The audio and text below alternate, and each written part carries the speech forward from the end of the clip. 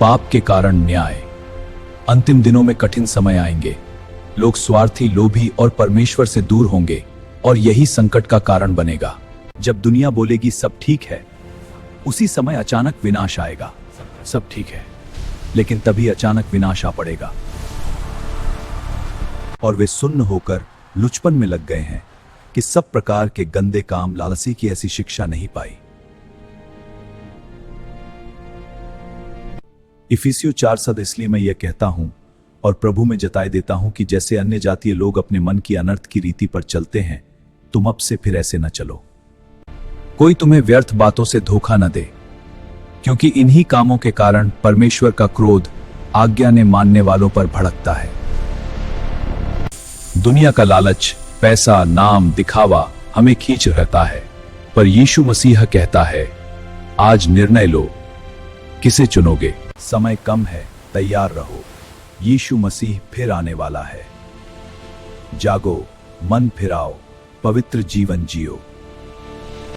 पहले पैसा कमाओ, परमेश्वर की सेवा करूंगा। सब कुछ मिल गया, पार्टी में सब दोस्त हैं, पर प्रार्थना और वचन पढ़ना धीरे धीरे बंद हो गया।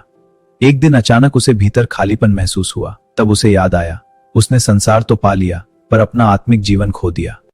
बस थोड़ा और कमा लूं, फिर चर्च जाऊंगा। बस थोड़ा और कमा लूं, फिर चर्च जाऊंगा। बस थोड़ा और कमा लूं, फिर चर्च जाऊंगा। थोड़ा और करते करते साल बीत गए। एक दिन ने उसने आईने में खुद को देखा। तब उसे समझ आया कि दौड़ कर दिया।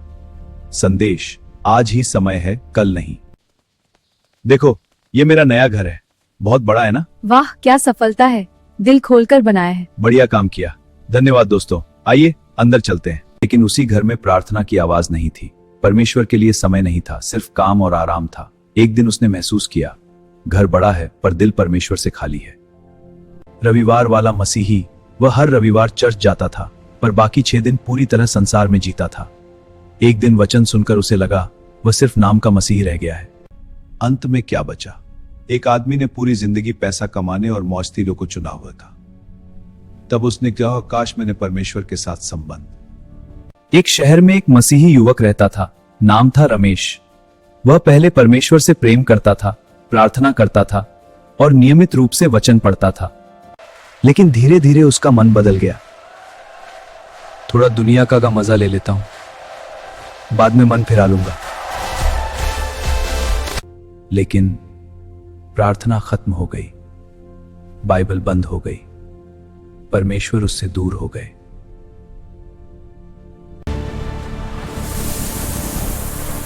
ये क्या हो रहा है? ये तो वही है जिसके बारे में मैंने सुना था। रमेश रोता रहा, पछताता रहा, पर उसे कोई जवाब नहीं मिला। उसने संसार को से उसका परिणाम मिल रहा था। आज मौका है, कल शायद ना हो।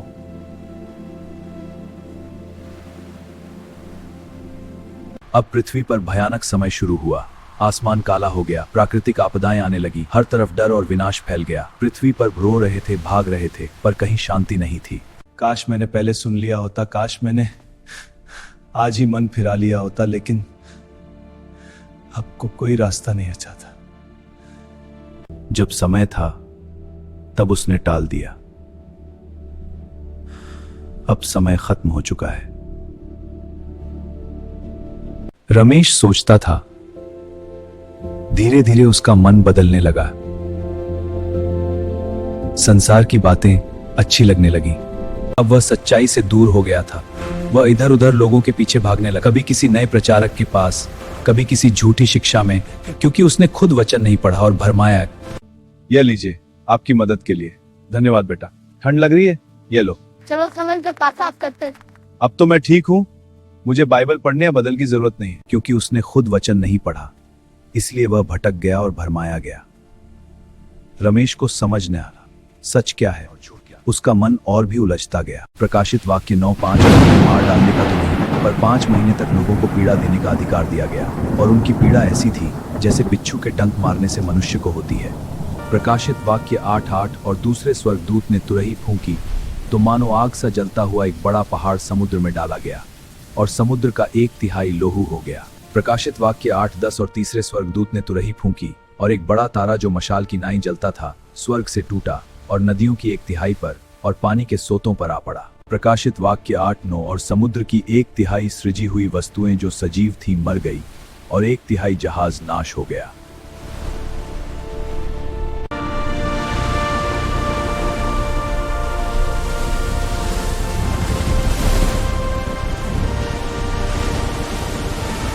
इसके बाद मैंने पृथ्वी के चारों कोनों पर 4 स्वर्गदूत खड़े देखे। वे पृथ्वी की चारों हवाओं को थामे हुए थे ताकि पृथ्वी या समुद्र या किसी पेड़ पर हवा न चले। उन चारों स्वर्गदूतों से जिन्हें पृथ्वी और समुद्र की हानि करने का अधिकार दिया गया था ऊंचे शब्द से पुकार कर कहा, इसलिए तुम उनके सहभागी न हो, क्योंकि तुम तो पहले अंधकार थे परंतु अब प्रभु में ज्योति हो, सो ज्योति की संतान की नहीं चलो। इफिसियों 5:11 और उन पर 5 इबा हो और फीसियों 5 है और एक दूसरे पर कृपालु और करुणामय हो, जैसे परमेश्वर ने मसीह में तुम्हारे अपराध क्षमा किए, क्योंकि उनकी बुद्धि अंधेरी हो गई है और उस अज्ञानता के कारण जो उनमें है और उनके मन की कठोरता के कारण वे परमेश्वर के जीवन से अलग किए हुए हैं। 1 कुरिन्थियों 6:10 न चोर, न लोभी, न पियक्कड़, न गाली देने वाले परमेश्वर का राज्य नहीं मिलेगा। क्या तुम नहीं जानते कि अन्यायी लोग परवेश न हुई, धोखा न खाओ के वारिस न होंगे, न मूर्ति पूजक, न परस्त्रीगामी, न लुच्चे, न पुरुषगामी। इफिसियों 4:23 और अपने मन के आत्मिक स्वभाव में नए बनते जाओ। प्रकाशित वाक्य 1:1 यीशु मसीह का प्रकाशित वाक्य जो उसे परमेश्वर ने इसलिए दिया कि अब जिनका शीघ्र होना अवश्य दिखाए उसके द्वारा अपने दास यूहन्ना को बताया। प्रकाशित वाक्य 1:2 जिसने परमेश्वर के वचन और यीशु मसीह की गवाही अर्थात जो कुछ उसने देखा था और इसमें लिखी हुई बातों को मानते हैं क्योंकि समय निकट आया है। प्रकाशित वाक्य यूहन्ना की ओर से आसिया की 7 कलीसियाओं के नाम, उसकी ओर से जो है, जो उनसे धासन और जो आने वाला है। प्रकाशित वाक्य 1:5 और यीशु मसीह की ओर से जो विश्वास योग्य साक्षी और मरे हुओं में से जी उठने वालों में पहिलौठा और पृथ्वी के राजाओं का हाकिम है, तुम्हें। प्रकाशित वाक्य 1:6 और हमें एक राज्य और अपने पिता परमेश्वर के लिए याजक भी बना दिया, उसी की महिमा और पराक्रम युगानुयुग रहे, आमीन। प्रकाशित वाक्य 7 देखो वह बादलों के साथ आने वाला है और हर एक आंख से देखे उन्होंने ज्यादा था वे भी उसे देखेंगे और पृथ्वी के सारे कुल उसके कारण छाती पीटेंगे, हाँ आमीन। प्रभु परमेश्वर वह जो है और जो था और जो आने वाला है ये कहता है कि मैं ही अल्फा और ओमेगा हूं। मैं यूहन्ना जो तुम्हारा भाई और यीशु के क्लेश और राज्य और धीरज में तुम्हारा सहभागी हूं, परमेश्वर के वचन और यीशु की गवाही के कारण प्रभु मुझसे बड़ा शब्द यह कहते सुना। प्रकाशित वाक्य 1:11 कि जो कुछ तू देखता है उसे पुस्तक में लिखकर 7 कलीसियाओं के पास भेज दे, क्योंकि पाप की मजदूरी मृत्यु है परंतु परमेश्वर का वरदान मृत्यु तो है लेकिन यीशु मसीह में जीवन मिलता है।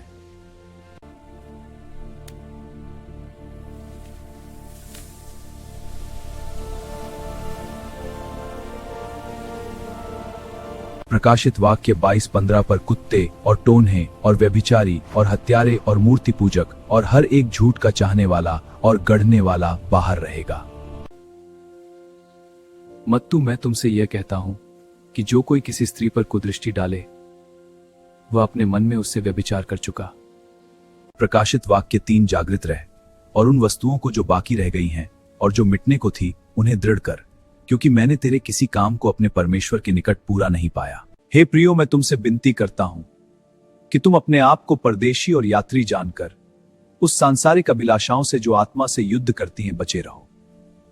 इफिसियों 5:4 और न निर्लज्जता न मूर्ता की बातचीत की न ठट्ठे की, क्योंकि ये बातें सोहती नहीं वरन धन्यवाद ही सुना जाएं।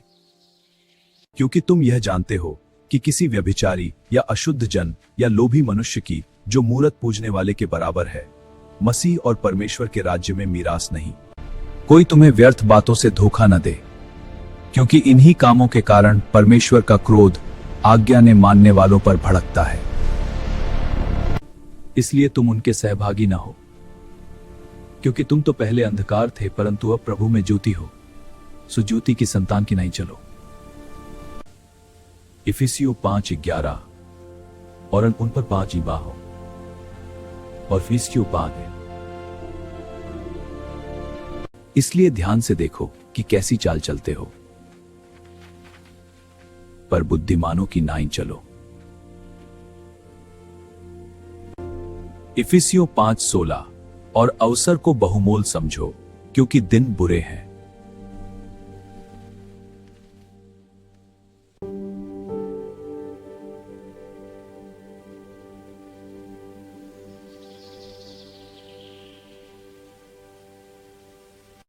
इस कारण झूठ बोलना छोड़कर हर एक अपने पड़ोसी से सच बोले।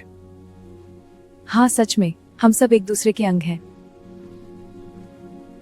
इफिसियों 4:28 चोरी करने वाला फिर चोरी न करे, वरन भले काम करने में अपने हाथों से परिश्रम करे, इसलिए कि जिसे प्रयोजन हो उसे देने को उसके पास कुछ हो। कोई गंदी बात तुम्हारे मुंह से ना निकले, पर आवश्यकता के अनुसार वही जो उन्नति के लिए उत्तम हो, ताकि उससे सुनने वालों पर अनुग्रह हो। इफिसियों 4:30 और परमेश्वर के पवित्र आत्मा को शोकित मत करो, जिससे तुम पर छुटकारे के दिन के लिए छाप दी गई है। इफिसियों 4:31 सब प्रकार की कड़वाहट और प्रकोप और क्रोध और कलह और निंदा सब वैरभाव समेत तुमसे दूर की जाए, और एक दूसरे पर कृपालु और करुणामय हो, जैसे परमेश्वर ने मसीह में तुम्हारे अपराध क्षमा किए।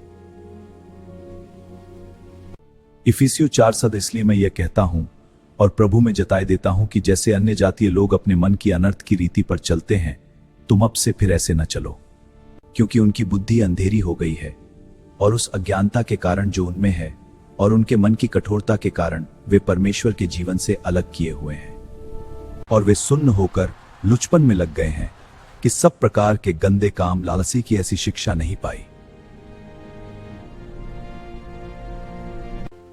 इफिसियों 4:21 वरन तुमने सचमुच उसी की सुनी और जैसा यीशु में सत्य है उसी में सिखाए भी गए। इफिसियों 4:23 और अपने मन के आत्मिक स्वभाव में नए बनते जाओ।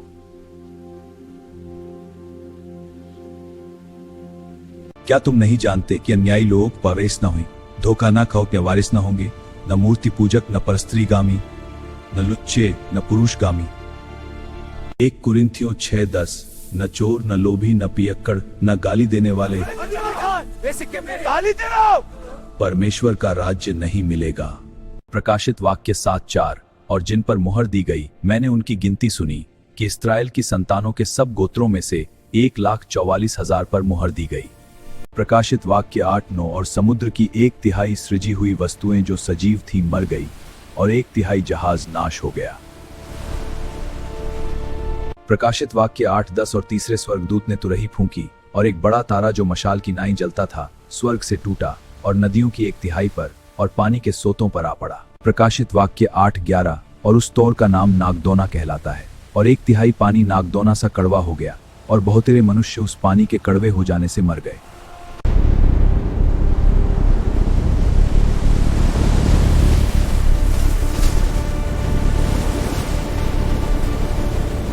प्रकाशित वाक्य 9:1 और जब 5वें स्वर्गदूत ने तुरही फूंकी तो मैंने स्वर्ग से पृथ्वी पर एक तारा गिरता हुआ देखा और उसे अथाह कुंड की कुंजी दी गई। और चौथे स्वर्गदूत ने तुरही फूंकी और सूर्य की 1/3 और चांद की 1/3 उतारी और तारापक की 1/3 और दिन की 1/3 में उजाला न रहा, और वैसे ही रात में भी। प्रकाशित वाक्य 9:4 और उनसे कहा गया कि न पृथ्वी की घास को, न किसी हरियाली को, न किसी पेड़ को हानि पहुंचाओ, केवल उन मनुष्यों को जिनके माथे पर परमेश्वर की मुहर नहीं है। प्रकाशित वाक्य 9:6 उन दिनों में मनुष्य मृत्यु को ढूंढेंगे और न पाएंगे और मरने की लालसा करेंगे और मृत्यु उनसे भागेगी।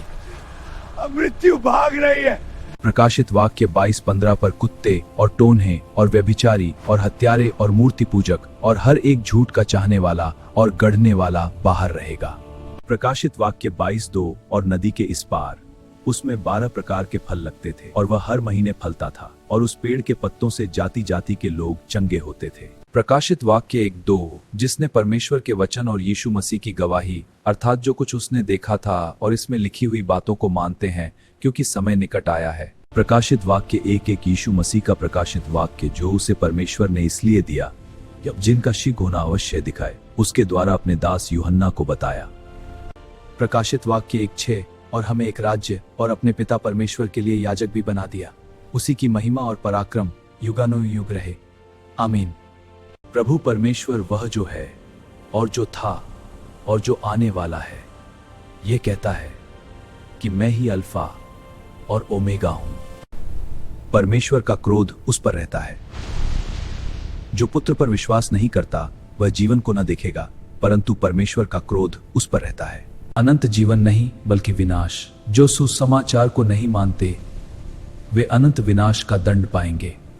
बिना विश्वास के विनाश और अलगाव है, नरक की ओर जाता है। जो विश्वास नहीं करेगा वह दोषी ठहराया जाएगा, मतलब अंत में न्याय और सजा निश्चित है। प्रकृति का भयंकर रूप जैसा पहले कभी नहीं हुआ। पूरी पृथ्वी संकट में होगी। क्या आप तैयार हैं? से ही मर जाएंगे। यह सिर्फ कहानी नहीं, सच है। अभी अचानक विनाश आ पड़ेगा। प्रकृति का भयंकर रूप। धरती हिलेगी, आसमान बदलेगा, प्रकृति खुद चेतावनी देगी। मत्ती 24:21 क्योंकि उस समय ऐसा बड़ा क्लेश होगा जैसा पहले कभी नहीं हुआ। पूरी पृथ्वी संकट में होगी। क्या आप तैयार हैं? भविष्य में ऐसा भय आएगा कि लोग डर से ही मर जाएंगे। यह सिर्फ कहानी नहीं, सच है। जब दुनिया बोलेगी सब ठीक है, उसी समय अचानक विनाश आएगा। सब ठीक है, लेकिन तभी अचानक विनाश आ पड़ेगा। पाप के कारण न्याय। अंतिम दिनों में कठिन समय आएंगे। लोग स्वार्थी, लोभी और परमेश्वर से दूर होंगे और यही संकट का कारण बनेगा। परमेश्वर का क्रोध उस पर रहता है। जो पुत्र पर विश्वास नहीं करता वह जीवन को न देखेगा, परंतु परमेश्वर का क्रोध उस पर रहता है, नरक की ओर जाता है। जो विश्वास नहीं करेगा वह दोषी ठहराया जाएगा, मतलब अंत में न्याय और सजा निश्चित है। अनंत जीवन नहीं बल्कि विनाश। जो सुसमाचार को नहीं मानते वे अनंत विनाश का दंड पाएंगे। बिना विश्वास के विनाश और अलगाव है। परमेश्वर चाहता है कि हर व्यक्ति बचे, इसलिए अभी भी मौका है मन फिराने और विश्वास करने का। अगर आप खुद को मसीही कहते हो तो एक सवाल है, क्या आपका जीवन सच में यीशु मसीह जैसा दिखता है? मत्ती 24:21 क्योंकि उस समय ऐसा बड़ा क्लेश होगा जैसा पहले कभी नहीं हुआ। पूरी पृथ्वी संकट में होगी। क्या आप तैयार? भविष्य में ऐसा भय आएगा कि लोग डर से ही मर जाएंगे। यह सिर्फ कहानी नहीं, सच है। बोलेगी सब ठीक है, उसी समय अचानक विनाश आएगा। सब ठीक है, लेकिन तभी अचानक विनाश आ पड़ेगा। का भयंकर रूप। धरती हिलेगी, आसमान बदलेगा, प्रकृति खुद चेतावनी देगी। पाप के कारण न्याय। अंतिम दिनों में कठिन समय आएंगे। लोग स्वार्थी, लोभी और परमेश्वर से दूर होंगे और यही संकट का कारण बनेगा। जो यीशु मसीह पर विश्वास नहीं करता उसके बारे में बाइबल साफ बताती है। जो उस पर विश्वास करता है वह दोषी नहीं ठहराया जाता, मतलब विश्वास न करने वाला पहले से ही न्याय किया। परमेश्वर का क्रोध उस पर रहता है। जो पुत्र पर विश्वास नहीं करता वह जीवन को न देखेगा, परंतु परमेश्वर का क्रोध उस पर रहता है। नहीं बल्कि विनाश। जो सुसमाचार को नहीं मानते वे अनंत विनाश का दंड पाएंगे। बिना विश्वास के विनाश और अलगाव ओर जाता है। जो विश्वास नहीं करेगा वह दोषी ठहराया जाएगा, मतलब अंत में न्याय और सजा निश्चित। परमेश्वर चाहता है कि हर व्यक्ति बचे, इसलिए अभी भी मौका है मन फिराने और विश्वास करने का। को मसीही कहते हो तो एक सवाल है, क्या आपका जीवन सच में यीशु मसीह जैसा दिखता है? जब परमेश्वर का क्रोध आता है सिर्फ धर्मी बचेंगे।